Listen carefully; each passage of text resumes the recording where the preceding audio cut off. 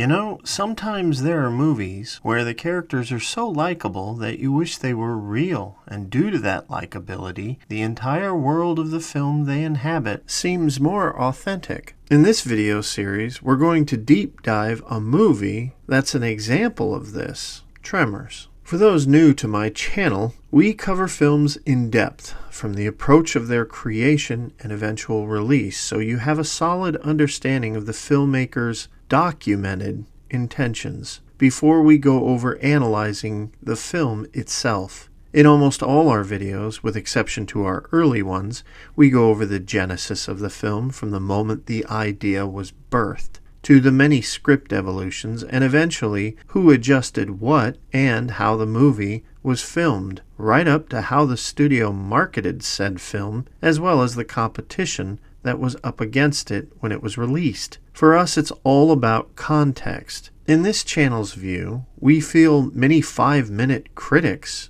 barely even understand this process and the attempts of the filmmakers themselves, much alone notice the details the movies tried to relay, successfully or not. So what we're trying to do here is to give you that context, so that when you watch it again with all these insights, the movie should be at least a deeper experience. Now, whether or not it's executed properly or not is up to the audience. So welcome to the channel, and with all that said, let's take a look at Tremors.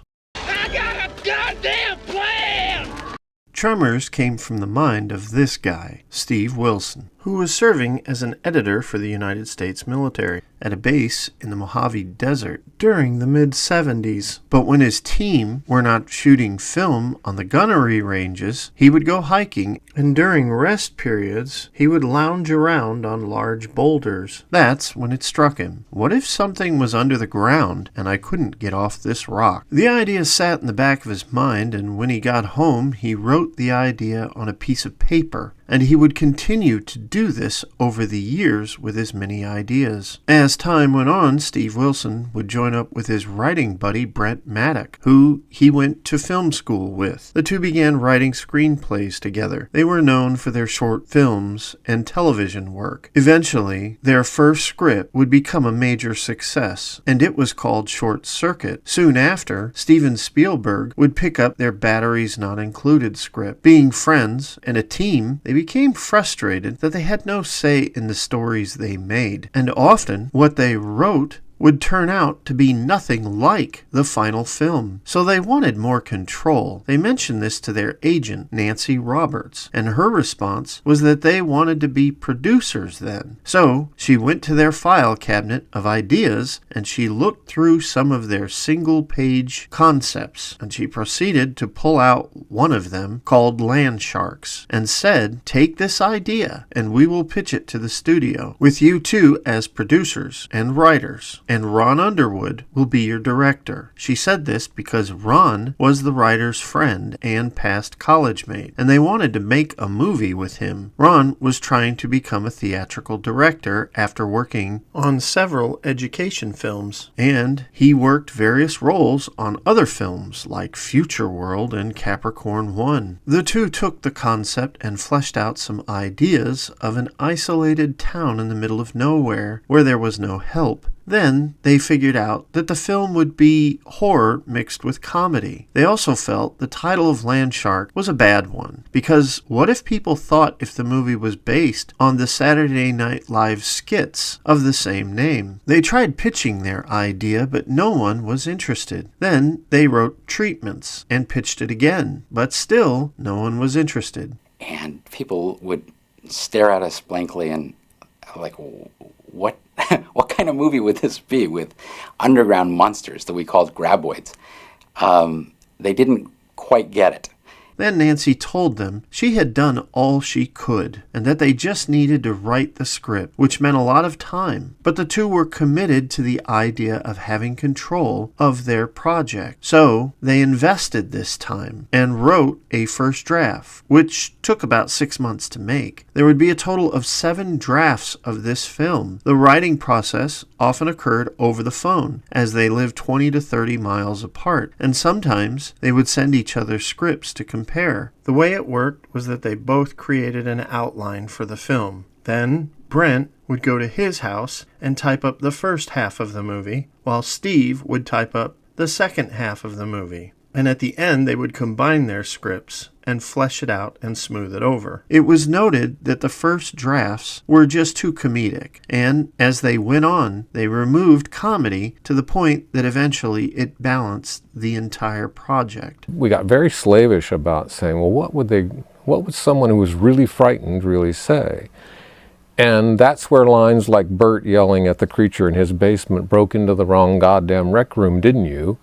That's where lines like that came from. And they're hugely successful because it feels real, I think, to the audience. There was a lot of talk about where the graboids came from, and Steve felt to reveal their origin would eventually be disappointing, so they did not specifically define in the first film what the case was, even though it's suggested by Rhonda in the film. When the script was done, their agent Nancy took the project out to town. As time went on, the script would be pitched and turned down over and over again, and the writers would constantly bring the script out again and again to tweak it until it became the film we know. In the end, the key to getting this movie made was two women. The first was Nancy Roberts. Nancy took Tremors to Amy Pascal, the woman who would later destroy the possibility of having a proper Ghostbusters 3. Rather than take the project on, Amy suggested that the script be sent to her friend, Ellen Collett, who was actually working for Gale Ann Hurd at the time. It was through this friend that Nancy Roberts targeted Gale Ann Hurd, knowing that Hurd came from low-budget pictures, and that she would help protect Ron Underwood to ensure he remained the director of the project rather than being overthrown by the studio. In fact,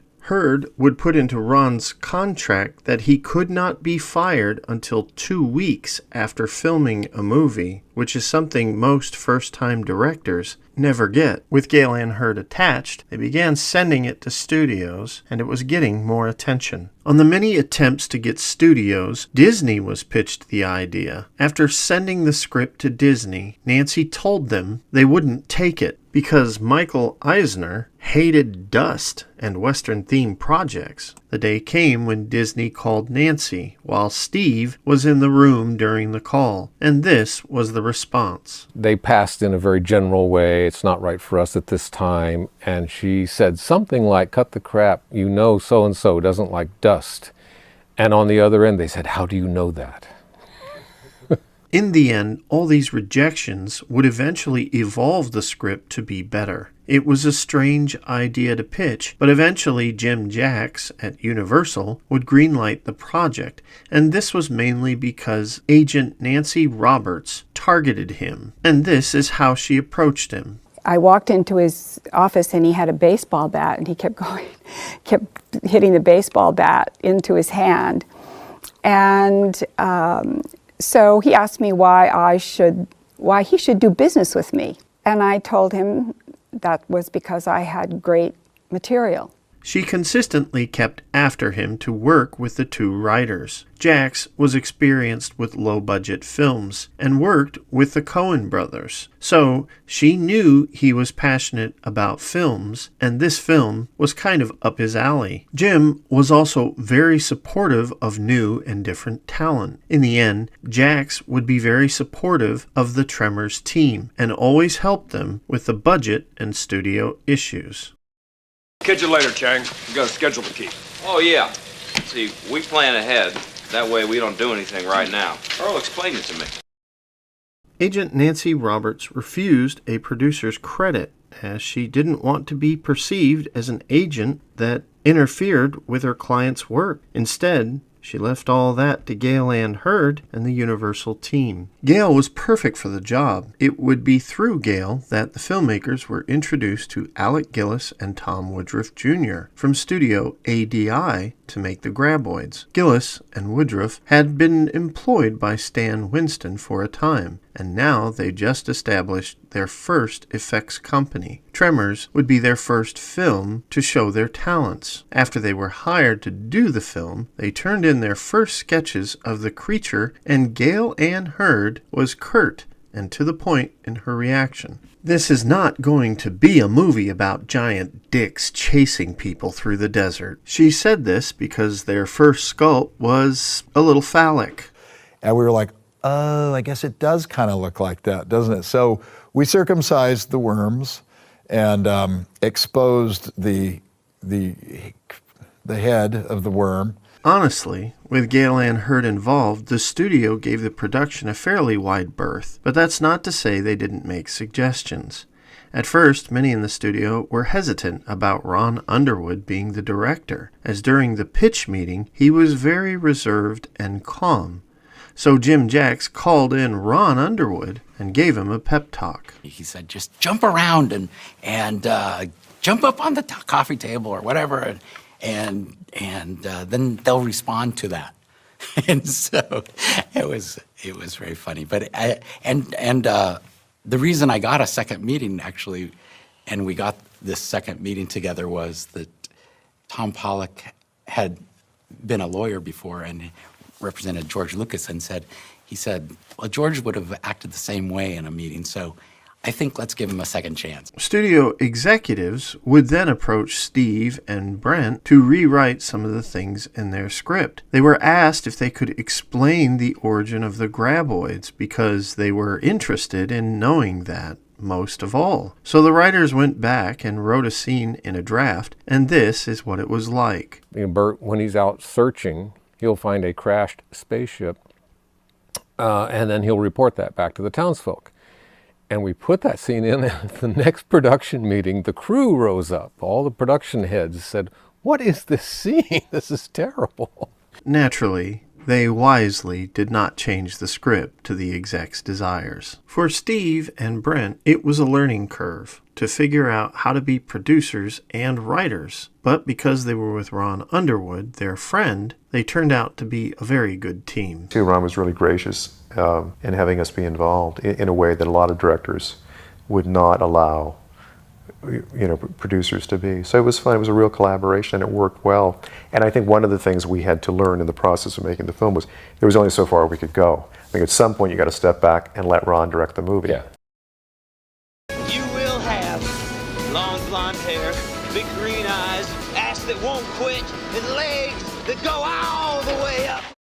When casting began, Universal Studios was having a problem with an actor, James Garner. A lawsuit between Garner and the studio was raging. The core of this lawsuit was over the Rockford files and profits, and the studio thought that it could clear up that lawsuit by using James Garner to play Earl Bassett in Tremors, regardless if he was right for the part. Then they thought of Michael Caine, but that didn't happen. Louis Gossett Jr. was sent the script for this film, but his agent said no, and never even gave the script to Louis to read. But director Ron Underwood was focused on Fred Ward because he liked him and his style and felt he would fit the part. Eventually, Underwood refused to give in to the studio, and Fred was the first person offered the part of Earl. An early actor looked at to play Val was John Cusack because he wanted to work with a first-time director again because he had so much fun on Say Anything. But it didn't pan out. Around this time in 1988, Kevin Bacon was struggling. When he first came on the movie scene in 1978's National Lampoon's Animal House, it was a great start. Although he didn't get fame from that film, he would appear in known cult classics such as Friday the 13th in 1980 and other cameo parts here and there, like the second teenager in the superhero film Hero at Large. He struggled for a bit, but in 1982, he finally had a role in Diner that got serious attention. Casting agents realized he could be serious and deep, and after this success, he got his breakout film, Footloose. which made a whopping $80 million about a boy who liked his music and liked his dancing in a stifled community bound by strict mentalities. Now that Bacon was known, he started getting offers, but the problem was the offers were similar to his role in Diner and Footloose. He was basically being cursed by a typecast, more by Hollywood rather than audiences. His next film, Quicksilver, cost $10 million, but made only $7.2. Whitewater Summer was an outright bomb, making only $300,000. His next film, End of the Line, had a big cast for that time. Holly Hunter, Wilford Brimley, Levon Helm, and it was about frustrated railroad workers. And it had a $3 million budget, but made a shockingly bad $25,000. The main problem for all his movies after Footloose was that they were just not successful. And the question Hollywood had was, did Kevin Bacon carry a movie without cursing it to be a bomb? And the numbers did not help him at all. As a result, by 1987, the offers were drying up for Kevin, because Hollywood treated him as if he was no help for the marquee. Kevin took anything he could, and he got a bit part in a John Hughes masterpiece, Trains, Planes, and Automobiles. And that relationship got Kevin another chance for a leading role in She's Having a Baby, which was also directed by Hughes, about the stress and anxiety of becoming a parent. I stopped taking the pill 3 months ago.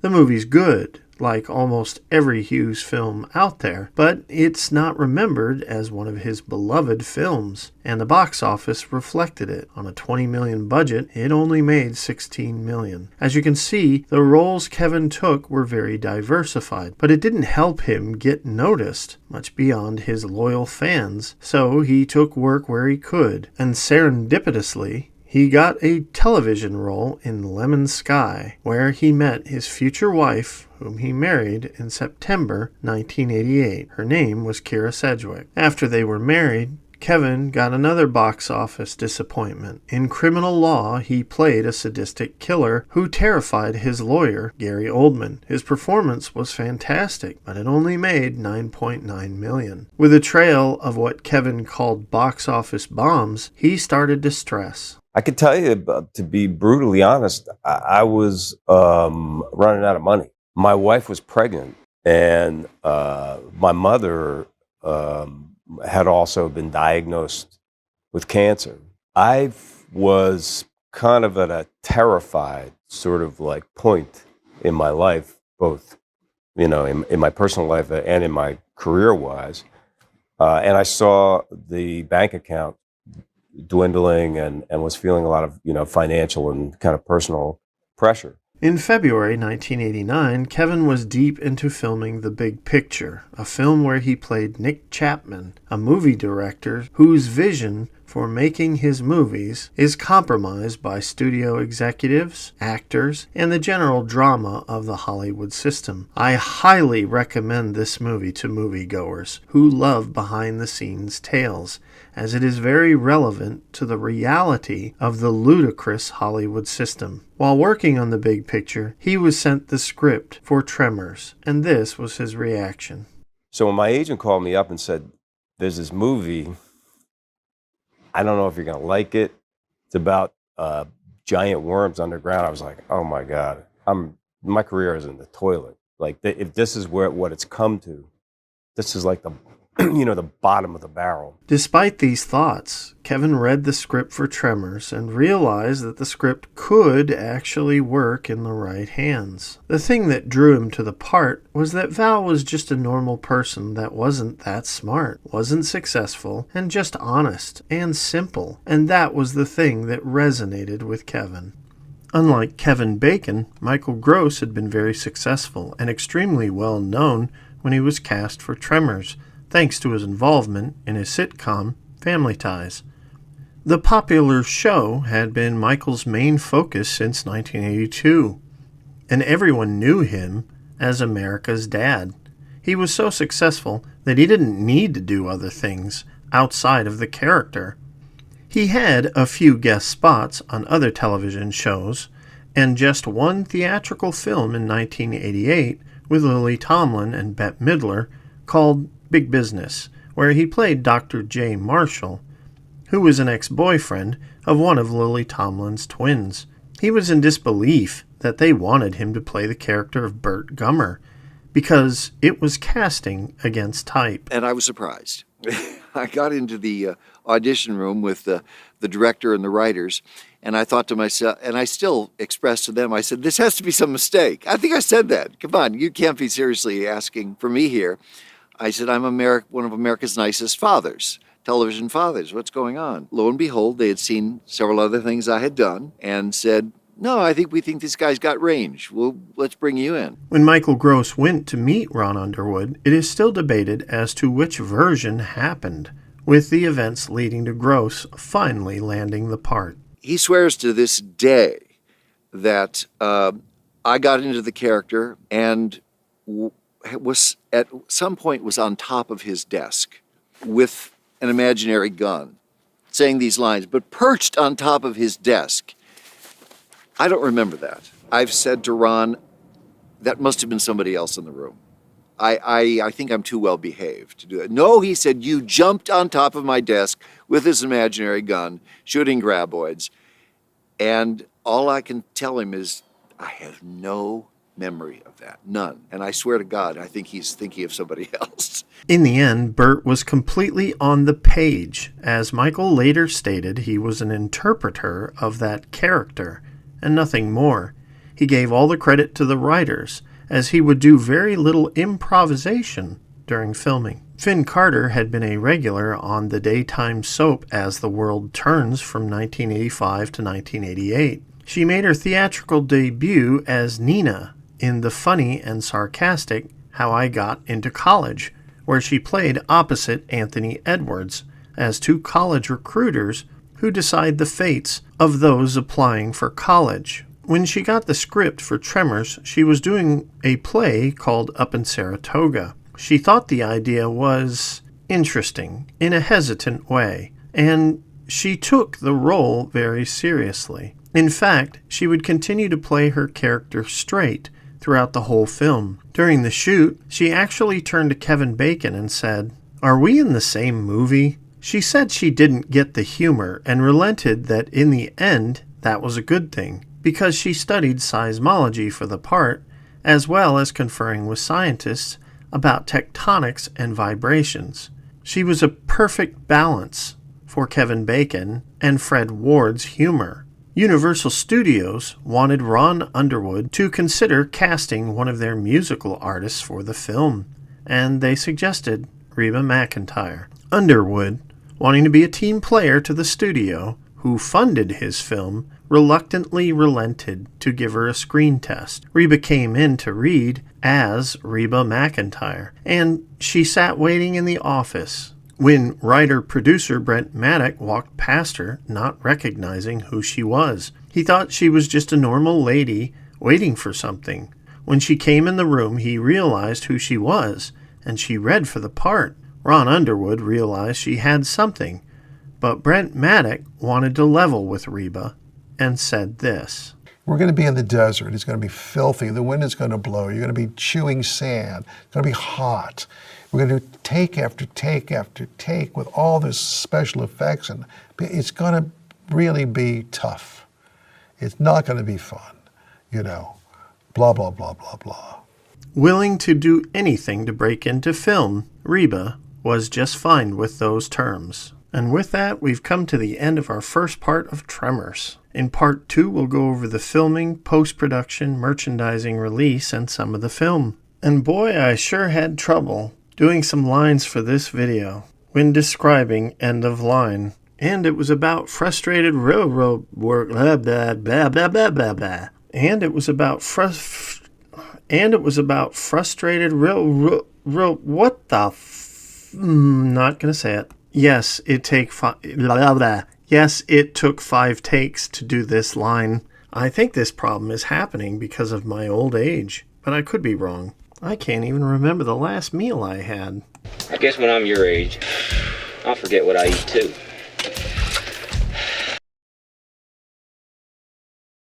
If you like what you see here, click like and subscribe. Super thanks helps, and so does sharing. Support us on Patreon. We'll see you next time.